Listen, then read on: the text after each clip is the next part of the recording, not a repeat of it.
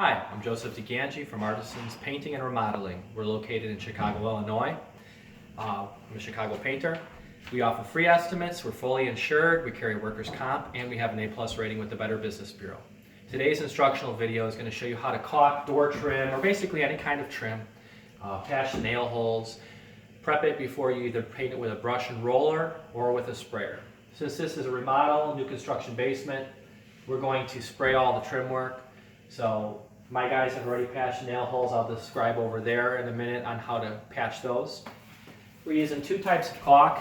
This Tower Tech is an elastomeric, urethane elastomeric sealant. It's very good for crown molding because crown molding has more flex and is prone to cracking. This quick dry caulk is great for when you need to spray right away. You can get this from Sherwin-Williams. The best thing to do when you get caulk, this is very important, don't cut the hole too big when you're caulking little seams like this. You want to cut it at a 45-degree angle with a sharp knife. Smaller cut, not too large. You want to have a good caulk gun, a bucket of water, and a sponge. We cut the big sponges in half because they're easier to manage and it's not as much of a waste. So we caulk the molding here, we caulk the miters, 45-degree miters. We caulk the outside of the molding onto the walls. Start in one place and work your way around. You don't have to apply too much pressure. You want to just apply an even amount of pressure.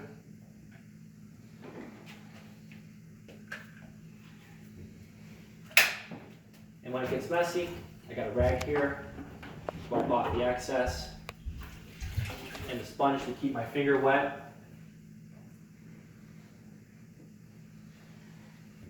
So you wet your finger, you go from one point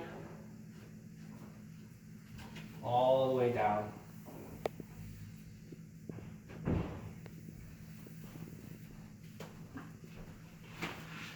There's a spot right here that didn't get enough caulk. So then I'll just go all the way down. So come along here.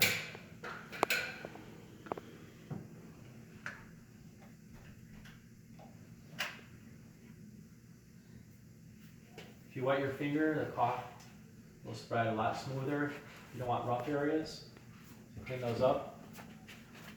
You spray your sponge out to keep your finger wet or to clean off your caulk gun. So up here, there's a little trick here. I'm going to caulk the seams. I don't put too much on because it starts to get messy. Here they left the miters pretty wide for the most part. So I take the wrung out sponge, I work it into the joint. Right now it's messy. I'm going to work it into the joint. Then I take the wrung out sponge and I can clean it off, smooth it out, because they have all these little seams and areas in here, these little crevices. I don't want to remove all the caulk, but I want to smooth it out and clean it up. This is water-based latex caulk, so it's smoothed out very easily. And then that way you can get a real complex inside miter real easily. I'll demonstrate on this one too. So just put the gun and apply a moderate amount of pressure, not too much pressure. Feel this cracking. Don't be worried about getting a little messy at first. Wet my finger. I work it into the crack. Take off the excess, put it on my sponge.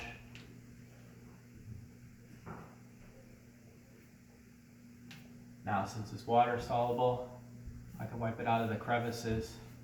So you got a nice, smooth, professional finish. Then I want to take the caulk here, caulk the edges.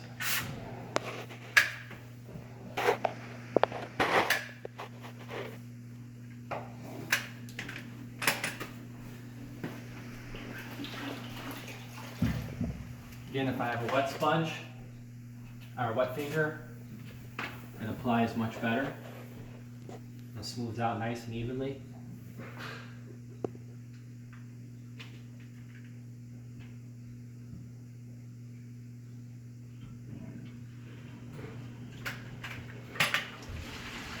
I have some crevices that are giving me trouble. There's some areas where there's larger gaps, so you can caulk it twice. The wet finger really helps a lot. And then you can clean it up if there's anything in the crevices.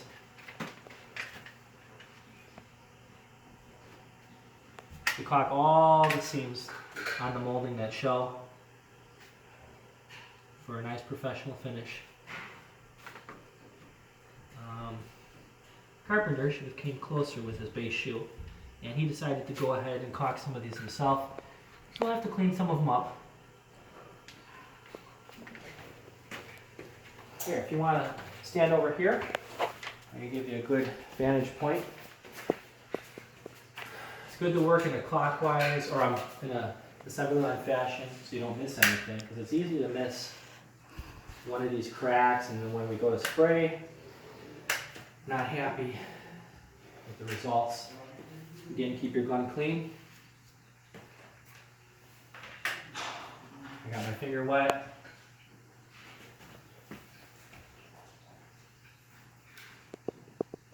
You got a buildup, just wipe it onto the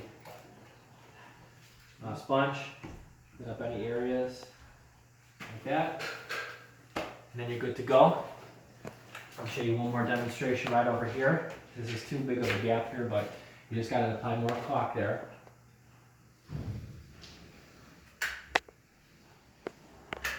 You can pull the trigger a little bit heavier on those areas.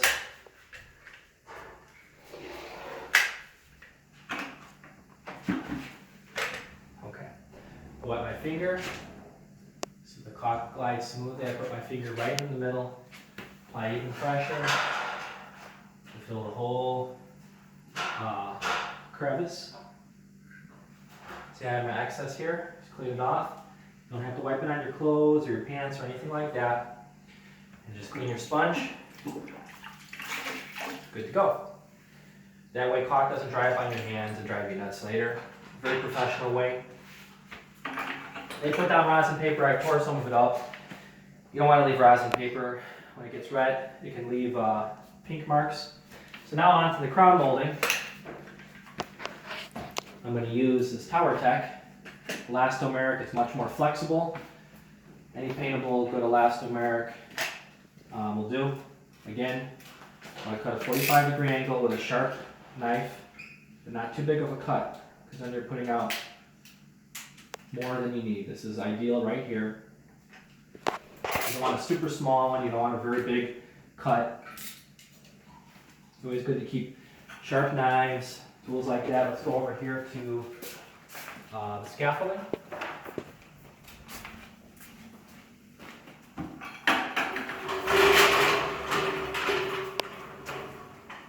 So, I love these little baker scaffolds.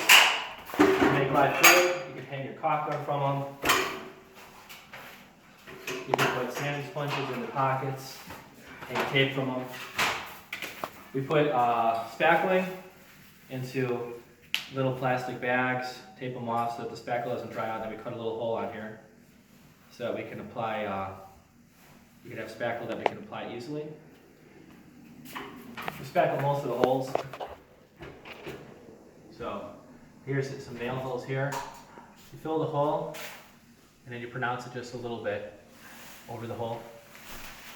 So that way you can sand it smooth. Because sometimes when spackling dries, it'll shrink in a little bit. This way you don't have little indentations, but you can sand them smooth and have a perfect finish when you spray. So you want everything to be smooth. You don't want to have little divots. You don't want to have little areas that are like little hills. You want to sand it flush to the profile. Again, Carpenter took it upon himself to do some caulking that I wasn't too thrilled with, so we're going to have to remove some of it and redo it. We caulk all the seams.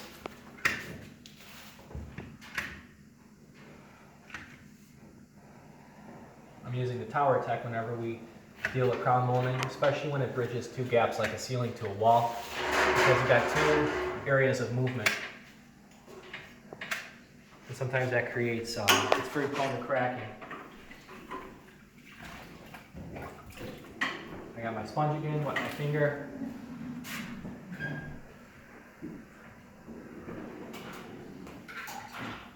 See how the caulk came over there? Just clean it up like that.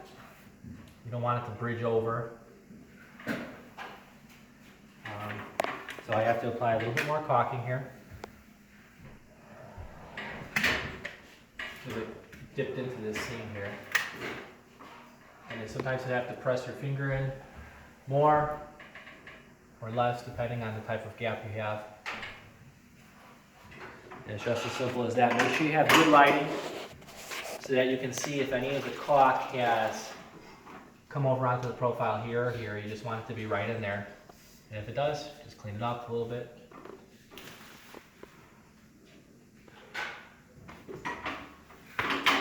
If you want to step over there.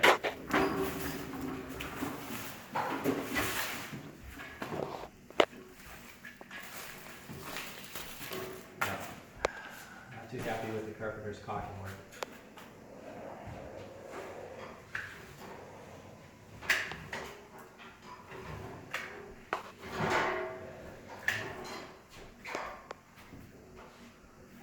Carpenter was not using a sponge. So again, if you got areas where you have larger gaps, you're gonna have to apply a little bit more caulk.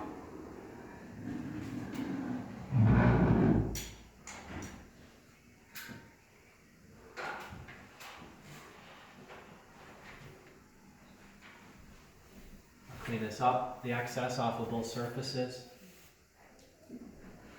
Taking my pinky because it can fit into this gap a little bit better.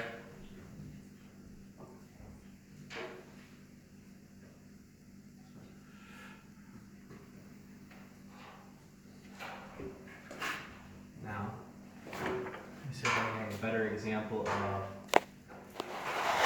So for these joints too, it's the same thing. We'll have to clean it out.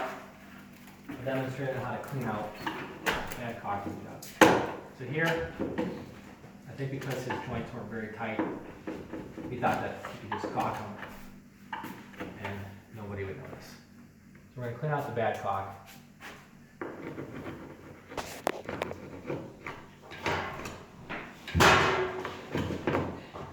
You can use a utility knife.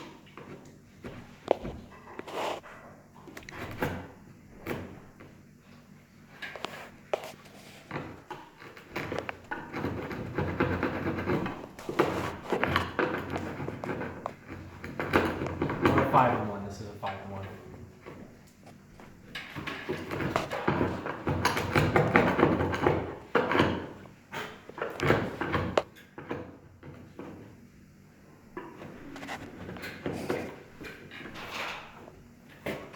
Take my sanding sponge.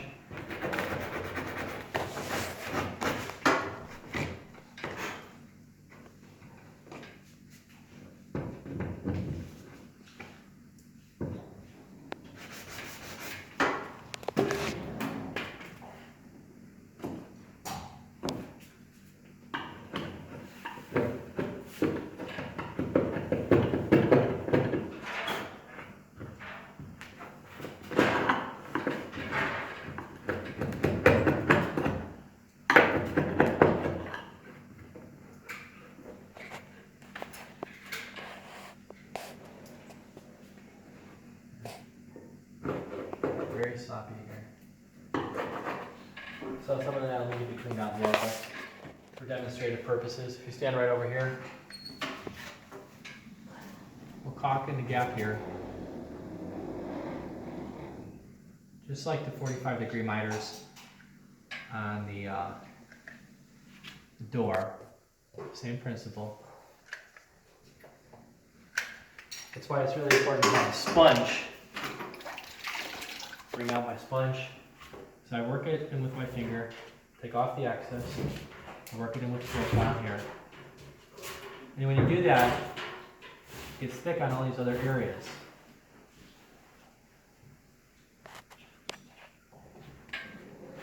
So, and it'll get thick in the crevices here.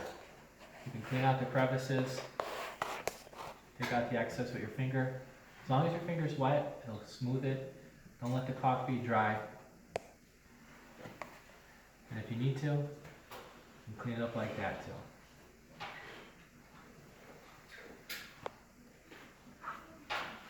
I'll have to clean this up a little bit more later, the caulking, because it's not how I want it to be. It's not perfect. And then continue along. Again, I'm Jody Ganji from Artisons Painting and Remodeling.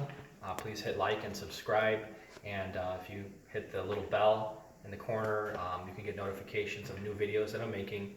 I want to teach everybody how to be a professional painter, share all the tricks of the trade that have taken me many years to learn, and a lot of people who taught me who are very professional and experts and masters. I can pass along that knowledge for free, so even do-it-yourself painters at home can paint just like a professional. Again, Jody Ganji from Artisons Painting and Remodeling. Thank you and have a blessed day.